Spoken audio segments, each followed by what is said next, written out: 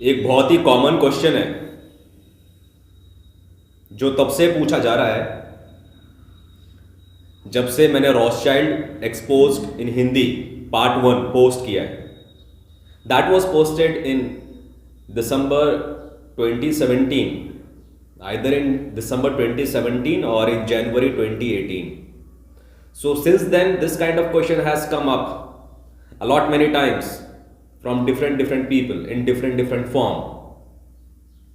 So question ये है कि आप रॉथशाइल्ड को एक्सपोज करते हैं, उसके बारे में बात करते हैं, तो आपको डर नहीं लगता है क्या? रॉथशाइल्ड आपको मरवा सकता है। तो उसका हमेशा मैंने मजाक में उत्तर दिया है कि रॉथशाइल्ड मारने आएगा तो मैं सॉरी बोल दूंगा। अब उस मजाक के पीछे की जो गंभीरता है उसको मैं थोड़ा यहां पर आज एक्सप्लेन करूंगा, क्योंकि उसके बाद जैसे अभी चुनाव थे तो चुनाव में पार्टिसिपेट करने के लिए बिजनौर से वासुदेव आया था। कुछ दिनों पहले झांसी से अभय कुशवाहा आया था और 2-3 दिन पहले ही जूम मीटिंग में सुपीरियर सोसाइटी में जो भी ट्रेडर्स हैं, जो ट्रेडिंग करते हैं, शेयर ट्रेडिंग करते हैं, शेयर फॉरेक्स ट्रेडिंग वगैरह करते हैं, इन लोगों का ग्रुप है और उनका रिप्रेजेंटेटिव है प्रतिराज कुंभार फ्रॉम कोल्हापुर। तो इन लोगों ने एक समान सी बात उठाई थी, वो ये कि उनका भी क्रांतिकारी बनने का मन करता है, कुछ समाज सुधार करने का मन करता है, आवाज उठाने का मन करता है, लेकिन वे डरते हैं कि कोई आके मतलब कुछ हार्म करने की कोशिश करेगा, नुकसान पहुंचाने की कोशिश करेगा। somebody will try to harm you, somebody will try to kill you। तो वो डर है, तो फिर कैसे करें? और जिन लोगों ने मुझसे क्वेश्चन पूछ लिया उन लोगों ने ये भी मान लिया कि मैं कोई निडर आदमी हूं, मैं बहुत करेजियस आदमी हूं, हिम्मत चाहिए, जज्बा, हौसला, ये सब डाल दिया मेरे ऊपर, जबकि ये गलत है।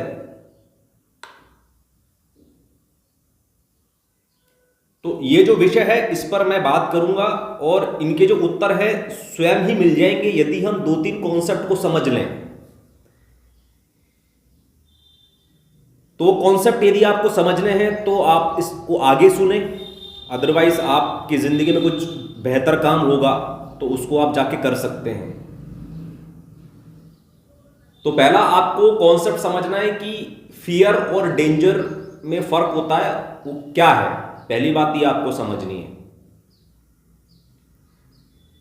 दूसरी बात आपको ये समझनी है कि जो एक समाज सुधारक होता है वो समाज पर एहसान होता है। अब कुछ लोग तो समाज सुधार को मानते ही नहीं कि समाज सुधार करना कोई अच्छी चीज है, जैसे कि अजय दायमा है। अजय दायमा खुद भी समाज सुधारक है, लेकिन वो बोलते हैं कि जो समाज सुधारक है वो टाइम पास कर रहे हैं, वो सही चीज नहीं है, मतलब समाज सुधारक होना कोई अच्छी बात नहीं है। इस प्रकार से अर्पित आनंद पूना से जूम मीटिंग में आया था, उसने भी ये बात कही थी कि कोई समाज के लिए कुछ नहीं करता, सब अपने अपने लिए करते। तो ऐसी धारणाएं भी है, उसका क्लैरिफिकेशन भी मैं इसी में दे दूंगा। बट जो यहां पर सेकंड कंक्लूजन है that I will try to reach here is that समाज सुधारक समाज पर एक एहसान है।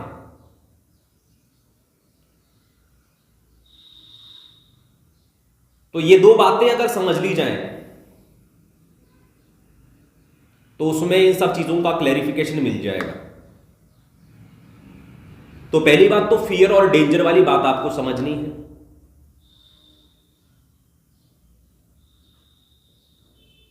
जो फियर होता है वो नॉन रियल होता है, वो इल्यूजरी होता है नेचर में, उसकी जो प्रकृति होती है वो इल्यूजरी है, वो वास्तव में है नहीं, बट ऐसा लगता है कि वो है। और डेंजर रियल होता है। डेंजर क्या है कि जैसे कि पहाड़ से मुझे कोई धक्का मारने की बात करे या मुझे बोले कि कूद जा और मैं मना करूं, मैं मैं मैं घबराऊं, मेरे हाथ पैर फूल जाएं, तो वो डेंजर है वहां पर, वो डेंजर की बात है। लेकिन सागर सक्सेना ने मुझे एक बात समझाई थी बड़े अच्छे से प्रैक्टिकल करके, कि जो सड़क पे कुत्ते होते हैं या किसी के भी घर में जो कुत्ता है, कुत्ते से कभी डरना ही नहीं होता है आपको। बहुत ही रेयर केस में 1% कुत्ते आपको मिलेंगे जो कि आपको काट सकते हैं या फिर आप पे हमला कर सकते हैं। तो उसने मेरी विचार शुद्धि कर दी। तो मुझे समझ में आया कि कुत्ते एक डेंजरस चीज है, बट बाद में मुझे रियलाइज हुआ कि ये मेरा फियर था। तो डेंजर और फियर के अंदर डिफरेंस कैसे पता चलता है? विचार शुद्धि होने से। विचार शुद्धि कौन करता है? विचार शुद्धि करने का काम तो वैसे आपके माता पिता का है। विचार अशुद्ध कैसे हो गया? विचार अशुद्ध इसलिए हो गया कि जब आप बड़े हो रहे थे तो आप सही लोगों के सानिध्य में बड़े नहीं हो रहे थे, आप सुपीरियर लोगों के सानिध्य में बड़े नहीं हो रहे थे, आप ऐसे लोगों के सानिध्य में नहीं बड़े हो रहे थे जो इस बात को मानते हैं कि समाज का प्रत्येक बच्चा उनकी जिम्मेदारी है और समाज के प्रत्येक बच्चे की सुपीरियरिटी की यात्रा में सहयोगी बनना उनका धर्म है। अगर मैं 15+ का हो गया तो 15 से नीचे के जितने भी बच्चे हैं उन सबकी सुपीरियरिटी की यात्रा में सहयोगी बनना ये मेरा फर्ज है। लेकिन समाज में अधिकतर जो माता पिता हैं, जो शिक्षक हैं, वे तो सुपीरियरिटी के मार्ग पे अग्रसर नहीं है।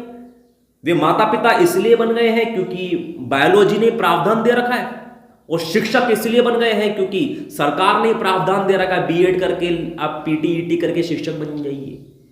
लेकिन उसके पीछे जो मुख्य प्रावधान होना चाहिए था वे ये होना चाहिए कि वे सुपीरियरिटी के मार्ग पर अग्रसर हैं कि नहीं, और इस बात को मानते हैं कि नहीं कि समाज में प्रत्येक बच्चा उनकी जिम्मेदारी है, समाज में प्रत्येक बच्चे की सुपीरियरिटी की यात्रा में सहयोगी बनना उनकी जिम्मेदारी है।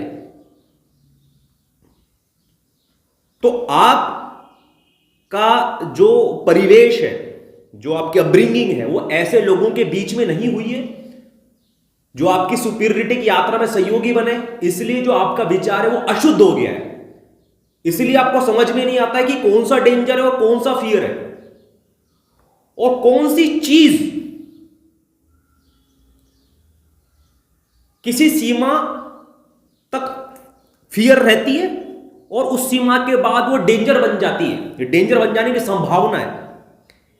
ये विचार शुद्धि आपके समाज में आपको दी नहीं जाती है। तो ये विचार शुद्धि का काम कौन करता है? ये विचार शुद्धि का काम फिर ब्राह्मण करता है, एक सुपीरियर शिक्षक करता है, एक समाज सुधारक करता है। ठीक है, एग्जाम्पल की बात करता हूं। जैसे कि मैं चुनाव में अभी उतर गया, कुछ लोग तो चुनाव में उतरते ही नहीं है, वो उतरने मात्र से डर जाते हैं। मेरे को इसमें कोई डेंजर नजर नहीं आता और मेरे को तो फियर भी नजर नहीं आता। डेंजर कैसे होगा?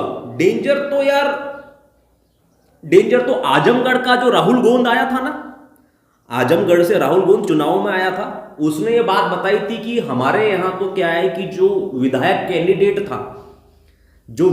कैंडिडेट था उसको मतदान केंद्र में जाके गोली मार दी थी वहां के गुंडों ने। तो जब इतनी बात स्पष्ट है तो यहां पर डेंजर है। लेकिन इस तरह की कोई घटना तो अजमेर के इतिहास में कभी हुई नहीं। तो वो तो विधायक पोजीशन है, तो पार्षद पोजीशन तक तो मैं खड़ा हो ही सकता हूं। पार्षद पोजीशन पे तो हर एक आदमी को खड़ा हो जाना चाहिए। हद से हद तो ये होगा ना कि 4 लोग मजाक उड़ाएंगे, और वही तो बेसिकली एक प्रॉब्लम है। Almost everybody in the society wants to make it to the top. Almost everybody in the society wants to make it to the top, but most of those people do not want to be seen struggling at the bottom. सब लोग ऊपर तो पहुंचना चाहते हैं, लेकिन ऊपर पहुंचने की यात्रा नीचे से शुरू होगी, और नीचे से जब आप शुरू करेंगे तो उसमें संघर्ष होगा, और जब संघर्ष को बाकी लोग देखेंगे तो मौकरी होगी, बदनामी होगी, मजाक उड़ाया जाएगा, तो उस मजाक से लोग डरते हैं। तो अगर आपकी विचार शुद्धि होती तो पहली बात तो आपको क्लैरिटी होती कि इसमें कोई डेंजर तो है ही नहीं। भाई सामने कोई नदी तो नहीं बह रही है जिसमें कूदने के लिए कहा जा रहा है बिना लाइफ जैकेट के। बिना लाइफ जैकेट वाली बात है ये। एक बार मैं ऋषिकेश में गया था राफ्टिंग करने के लिए, वहां पर क्लिफ जंपिंग हो रही थी। तो मुझे तैरना नहीं आता, मतलब हल्का फुल्का तैर लेता हूं मैं स्विमिंग पूल में, बट गंगा नदी में कौन तैरे यार। तो वो क्लिफ से कूदने में मेरे को डर लग रहा था। लाइफ जैकेट पहनने के बावजूद भी, और मेरे सामने बुढ़े बुढ़िया, अंकल आंटी, बच्चे सब लोग लाइफ जैकेट पहन के दमादम कूद रहे और मेरे को डर लग रहा। तो वो फियर था, वो डेंजर नहीं था। अगर लाइफ जैकेट मेरे पास ना हो, मुझे तैरना भी ना आता हो और कोई कूद भी नहीं रहा हो आसपास से, और फिर मुझे कूदने के लिए कहा जाए और तब यदि मैं डरूं, तो वो डेंजर है। तो डेंजर से डरना बनता है, फियर से डरना नहीं बनता है। फियर नॉन रियल होता है। और इसी वजह से उस मौके पर मैं लॉक हो गया, क्योंकि मैं अपने प्रति ईमानदार आदमी हूं। मेरे को डर लग रहा है इसलिए मैं आगे कूद नहीं सकता, और मैं ईमानदार आदमी हूं इसलिए मैं वापस पीछे जा नहीं सकता। क्योंकि ऋषिकेश से वो क्लिफ जंपिंग किए बिना, कूदे बिना यदि मैं दिल्ली लौट गया तो जिंदगी भर मैं अपने आप को, मतलब मैं तो अपने ही नजरों में केयर करता हूं ना। ये बात चुनाव से संबंधित है, क्योंकि चुनाव में बाकी सब लोग मेरे बारे में क्या सोचते हैं इसकी जीरो वैल्यू है। आस पड़ोसी लोग मजाक उड़ाएंगे ना, हे हार गया, जमाना जब्त हो गई इसकी, तो हे स्टूपिड, पागल, इससे इसकी जीरो वैल्यू है मेरे सामने। तो वो जो क्लिफ जंपिंग की बात आई थी, वहां पर मेरे लिए सबसे जो मैक्सिमम वैल्यू जिस चीज की है वो ये है कि मैं अपने आप को कैसे देखता हूं। तो फिर मेरे साथ में मेरा कलीग था हरीश, उसको मैंने बुलाया और मैंने बोला यार ऐसी ऐसी बात है, मेरे को कूदना है लेकिन मैं डर बहुत लग रहा है मेरे को। तो बोला कि हितेश देखो, डरने की जरूरत नहीं है, तुम नीचे मत देखो, तुम सामने देखो, सीधे देखो। और जब मैंने सामने देखा, सीधे देखा, तो उसने पीछे से मेरे को धक्का मार दिया। तो वो जो 1-1.5 सेकंड का जो फ्री फॉल था ना, जब मैं नदी में गिर रहा था, तो मैं उसको ऐसे बोल रहा था, यार आप तो भगवान हो साक्षात।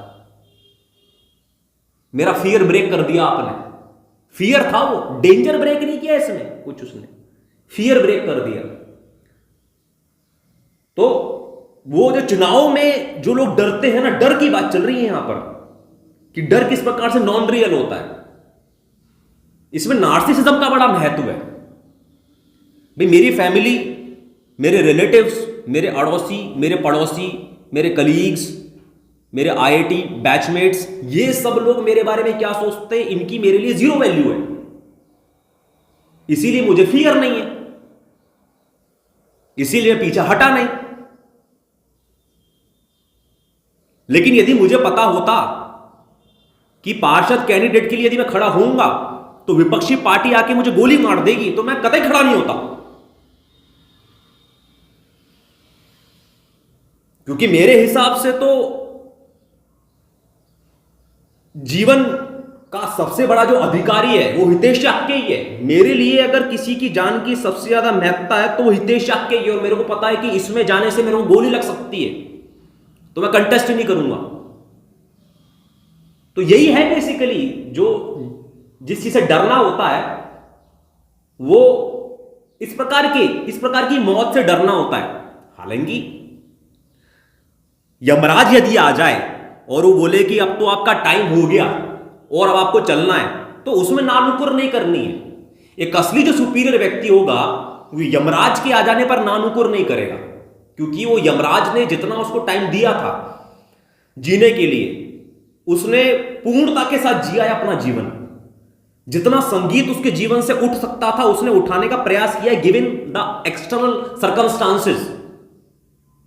जैसा एक्सटर्नल सर्कमस्टांसेस बना हुआ है, गुलामों ने बना रखा है, सुपीरियर ने तो पूरी पूरी कोशिश की थी कि उसका और उसके आसपास का जो एनवायरनमेंट है, जो सर्कमस्टांसेस है, वो ऐसे बने रहे कि ज्यादा से ज्यादा मनुष्यों को अपनी पूर्णता से जीवन जीने का अधिकार मिले, उनके जीवन में जितना संगीत उठ सके उसको उठाने की स्वतंत्रता उन्हें मिले, जितना उत्सव उनके जीवन में हो सके उतना उत्सव पैदा करने की स्वतंत्रता प्रत्येक मनुष्य को मिले। ये तो सुपीरियर मैन की कोशिश रहती है। लेकिन सुपीरियर मैन तो 1% से भी कम है ना, चारों तरफ गुलामी गुलाम है। तो गुलाम लोगों की कॉमरेडरी रहती है, गुलाम लोगों का एक संगठन रहता है, एक बहुमत रहता है, जिसकी वजह से ना सिर्फ वे बल्कि उनके आसपास यदि कोई सुपीरियर मैन है तो वो अपना जीवन पूर्णता से नहीं जी पाता है, उसके जीवन से उतना उत्सव पैदा नहीं हो पाता है, उतनी सुगंध पैदा नहीं हो पाती है, उतना संगीत पैदा नहीं हो पाता है। लेकिन जितना भी उसको मिला सर्कमस्टेंसेस में, उसमें उसने अपना बेस्ट किया, अपने जीवन में मैक्सिमम उसने उत्सव पैदा किया, संगीत पैदा किया, महक पैदा की। तो इसलिए यदि अभी यमराज आ जाए और बोले कि आपका टाइम हो गया, तो वहां पर ना नुकुर नहीं करनी, तो वहां पे चले जाना है। लेकिन गुलामों के समाज में यदि कोई व्यक्ति आकर आपको इस प्रकार से थ्रेट दे रहा है कि आपका अस्तित्व ही मिटवा दे रहा है वो, तो वहां पर आपको बचना चाहिए, वो रियल डेंजर है। ठीक है। तो जैसे कि वासुदेव की बात की थी मैंने, अभय की बात की थी और पृथ्वीराज की बात की थी, तो इन लोगों को मेरा संदेश है कि आप उड़ान भरो तो सही, आप भरो तो सही उड़ान। देखो ना कब तक आप उड़ान भर सकते हो, वो सीलिंग कब तक है आपको पता ही नहीं है। तो आपको तो यह भी निश्चित नहीं है कि वो सीलिंग आएगी कि नहीं आएगी, वो सीमा आएगी कि नहीं आएगी, क्या पता ना आए। और यदि आएगी तो भी कुछ समय बाद जाके आएगी ना, तब तक तो आप अपनी उड़ान भर सकते हो। और जब सीलिंग आ जाए तब आप सॉरी बोल दो कि भाई अब नहीं करूंगा, और इतना किया, इससे ज्यादा मैं नहीं करूंगा, क्योंकि आपके अकेले की बस की नहीं है कि आप उस सीलिंग को ब्रेक कर सको, है ना। क्यों? क्योंकि वो सीलिंग किस वजह से है, एक सीमा के बाद जाकर जो फियर है वो रियल डेंजर क्यों बन जा रहा है, वो गुलामों की वजह से बन जा रहा है। क्योंकि वो डेंजर किसने बना रखा है, जो इविल शक्तियां हैं, जो इविल पावर्स हैं सोसाइटी में, उन्होंने बना रखा है। और जो सोसाइटी में इविल पावर्स हैं, उनको पावर कहां से मिलती है, उनकी ऊर्जा का मुख्य स्रोत क्या है, उनकी ऊर्जा का मुख्य स्रोत गुलाम है। अब गुलाम कहां कहां है वो आप गिन लो, कहां कहां है आपके आसपास से लेकर दूर दूर दूर दूर तक कहां का गुलाम है वो आप देख लो। तो गुलामों की मक्कारी और सज्जनों की निष्क्रियता, गुलामों की मक्कारी और सज्जनों की निष्क्रियता है एविल पावर्स की असली ताकत। तो आपने तो सुपीरियरिटी के मार्ग पे चलकर, और सुपीरियरिटी के मार्ग पे मैं चल रहा हूं ऐसा बताकर लोगों को, उनको प्रेरित करके अपना काम पूरा पूरा किया। लेकिन गुलामों ने अपना काम नहीं किया। गुलामों का काम था कि वे जागृत हो जाएं, अपने जीवन में आवाज उठाएं, आंदोलन करें, सत्य का साथ दें, सत्य के सामने सब कुछ त्याग दें, जान को छोड़कर सत्य के सामने सब कुछ त्याग दें। सब कुछ तो यार मतलब कुछ 1% चीज तो त्याग, मतलब असत्य को तो ऐसा लेके बैठा है, मतलब मोदी के खिलाफ कुछ बोलो मत बसा, उधर जरा सा खोखो हो गया तो कोरोना हो गया, तेरे को कोरोना से बच, तू यार सैनिटाइजर लगा, मास्क लगा, जरा सा किसी ने खोखो कर दिया तो मास्क लगा, मतलब इतनी गुलामी है। वो असत्य को 1% भी त्यागने की तैयारी नहीं है। इतने न्यूरोप्लास्टिक जड़ों के अंदर घुसा हुआ है असत्य उनकी। तो ऐसे लोगों की वजह से बेसिकली जो इविल पावर्स है वो पावरफुल है। तो जब इविल पावर्स मेरा नामो निशान मिटाना चाहती हैं तो आई तो डोंट डिजर्व दैट ना। सुपीरियरिटी के मार्ग पे चलने मात्र से मैंने समाज पे एहसान कर दिया है, और सुपीरियरिटी के मार्ग पे मैं चल रहा हूं और लोगों को बता दिया कि देखो मैं सुपीरियरिटी के मार्ग पे चल रहा हूं, तुम भी मेरे साथ सुपीरियरिटी के मार्ग पे चलो और अपनी मानव चेतना का विकास करो, एक जागृत मनुष्य बनो। ऐसा कहकर, ऐसा कुछ डॉक्यूमेंट दस्तावेज देकर, कुछ ई बुक पकड़ाकर, कुछ वीडियो दिखाकर मैंने अपना फर्ज पूरा कर दिया, उन्होंने अपना फर्ज पूरा नहीं किया, तो वो उनकी मक्कारी, उनकी हरामखोरी, उनकी बदमाशी, उनकी निष्क्रियता है, उन सज्जनों की निष्क्रियता है। अरे तो उसका पाप, उसका जो हर्जाना है मैं शहीद होके क्यों भोगूं भैया?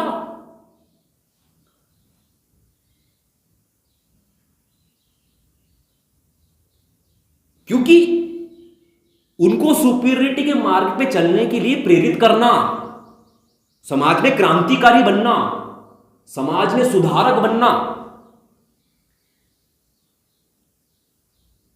ये इसकी जरूरत क्यों पड़ी आप समझिए।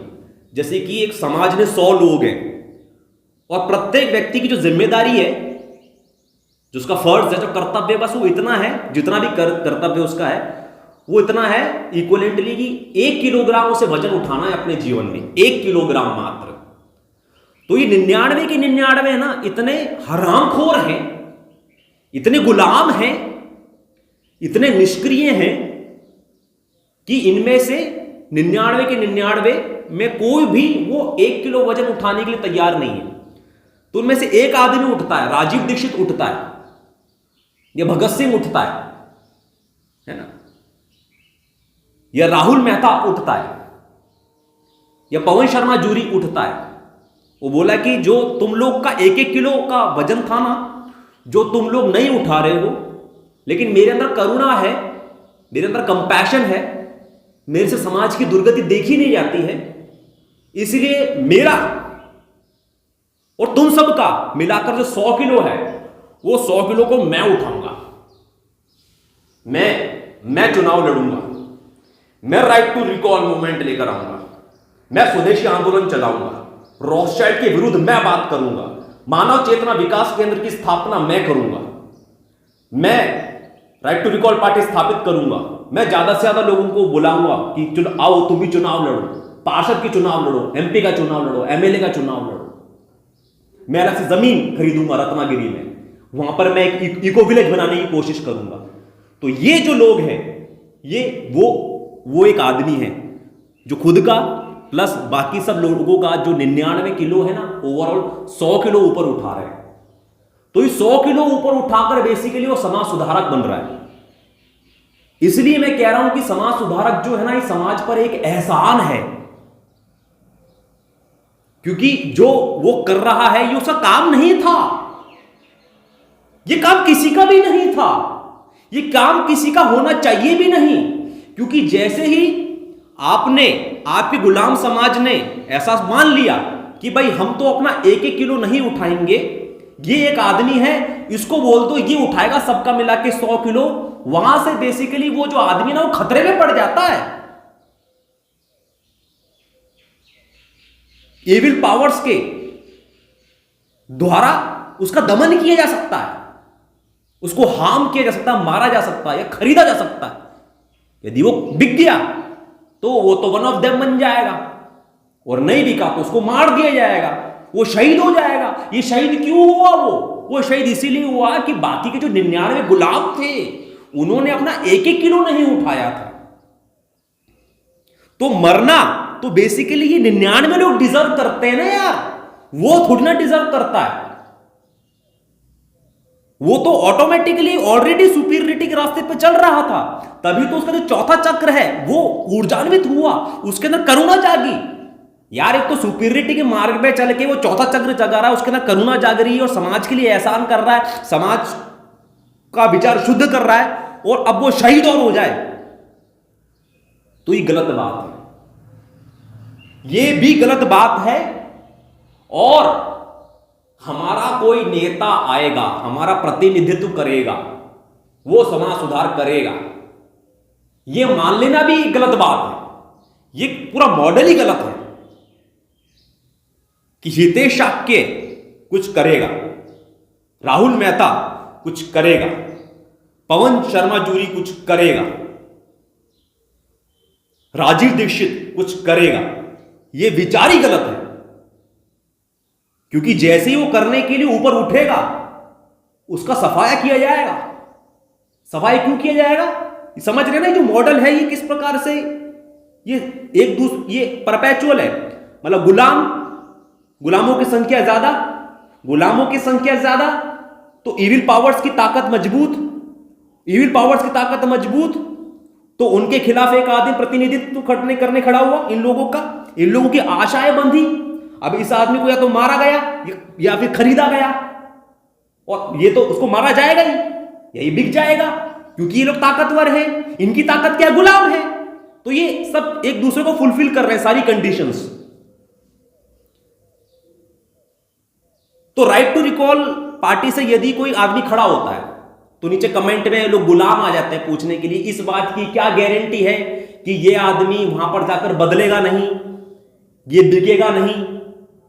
भाई गारंटी है उल्टी कि इसको या तो खरीद लिया जाएगा या इसको डरा धमका दिया जाएगा या फिर इसको मार दिया जाएगा। गारंटी है, मैं उल्टी गारंटी दे रहा हूं। बेसिकली जो गुलाम है ना यार, वो गुलाम अपनी रिस्पॉन्सिबिलिटी नहीं लेना चाह रहा है, वो गुलाम चाह रहा है कि कोई उसकी रिस्पॉन्सिबिलिटी ले ले।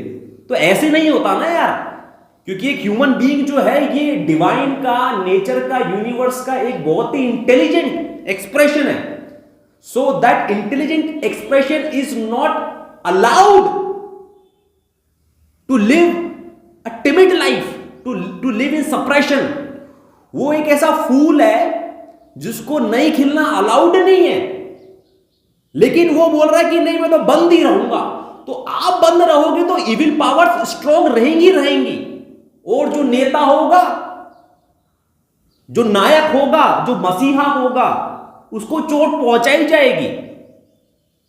अच्छा, अब मैंने एक और बात देखी अपने परिवार में, जब मेरा विरोध होता है तो मैं इनको बोलता हूं मेरा विरोध क्यों कर रहे हो, तो ये लोग बोलते हैं कि जो समाज में बदलाव लेकर आना चाहता है ना, जो अच्छा काम करता है, उसके रास्ते में तो विरोध होते ही है। अबे तो तू विरोध क्यों कर रहा है मेरा? तू वो जो जमात है विरोधियों की, तू उसमें क्यों लग गया? तेरा तो काम ये ना कि मेरा मार्ग सुगम करे, तू मेरा और विरोध कर रहा है। और मेरे को ये वो एक क्या बोलते हैं, एक नोशन गिना रहा है, एक सिद्धांत गिना रहा है जो गुलामों ने ही बनाया कि समाज में कोई काम अच्छा करने निकलता तो उसका विरोध कौन कर रहा है? गुलामी तो कर रहे हैं। तो वो जो गुलामों ने जो अपना बिहेवियर बना लिया है, उसका पैटर्न बना दिया है, उस पैटर्न का तू सिद्धांत बनाकर मेरे पे डाल रहा है। Such height of mediocrity, you need to understand that. So I think I made my stand clear on this topic.